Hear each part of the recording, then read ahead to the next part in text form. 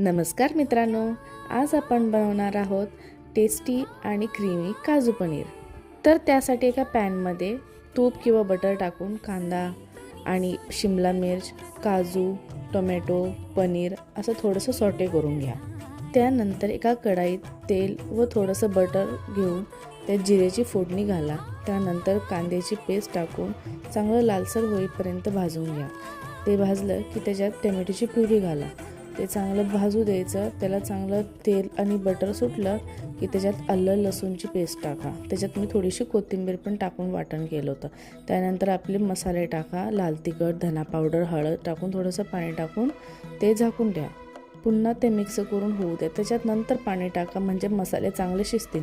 त्याच्यात नंतर पनीर मसाला टाका आणि हे मी काजू भिजत ठेवले होते गरम पाण्यात, त्याची पेस्ट करून काजू पेस्ट पण टाकून घ्या। त्याच्यानंतर मिक्स करा। नंतर चांगलं झाकून होऊ द्या, त्याला भाजून घ्या। त्यानंतर त्यात पाणी तुमच्या अंदाजाने किती लोक आहेत त्यानुसार त्याच्यात पाणी ग्रेव्ही कन्सिस्टन्सी ठेवा। त्याच्यात मीठ टाका आणि हे आपण भाजलेले शिमला मिर्च, कांदा, टोमॅटो हे सगळे मिक्स करा। त्यानंतर थोडेसे ड्राय रोस्ट केलेले काजू टाका। वरतून मी लोणी टाकलेली आहे आणि कोथिंबीर टाकून हे सर्व केलं आहे। तर कशी वाटली मला नक्की सांगा कमेंट करून। लाईक करा आणि सबस्क्राईब नक्कीच करा। बाय।